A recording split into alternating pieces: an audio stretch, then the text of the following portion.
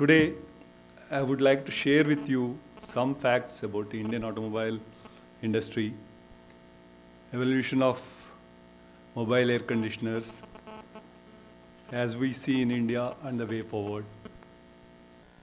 Indian passenger car market is a growing market and is growing at a rapid pace, defying all the recessionary trends that have been impacting the world, other markets in the world.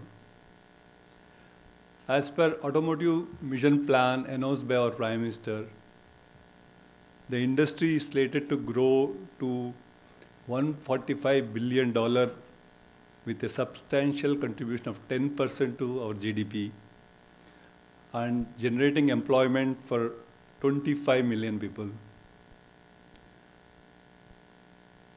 We already have two-wheeler production number 2 in the world, is next to China, and Indian passenger car market is poised to become 7th biggest in the world by 2016. The Montreal Protocol is not about climate change. It is about ozone depletion, and India has taken a very strong stand on this, as it generally used to do with respect to climate change matters in general. But let me briefly explain the reasons why this is so. And it is because climate change is the mandate of the UN Framework Convention Climate Change and the daughter agreements under that, which has a very clear set of principles, objectives, and under these a number of programs, institutional framework, and so on.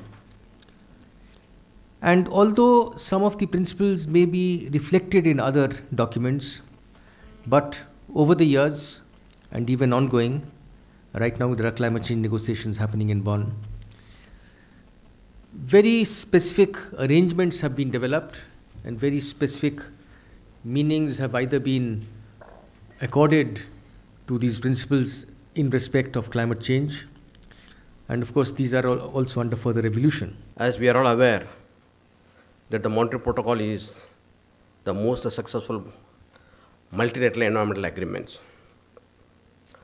Timor-Leste, the last country, signed the Montreal Protocol in September 2009 on the occasion of the International Ozone Day. With this, the Montreal Protocol has become the only international environmental agreement that has been universally ratified. This year, 2010, is unique in the Montreal Protocol regime, where first day of the year has achieved an important landmark when the production and consumption of non-exempted CFCs, CTC, and halogens have been phased out globally. If life says no, it gives something. If life says yes, it gives many things. If life says wait, it gives everything.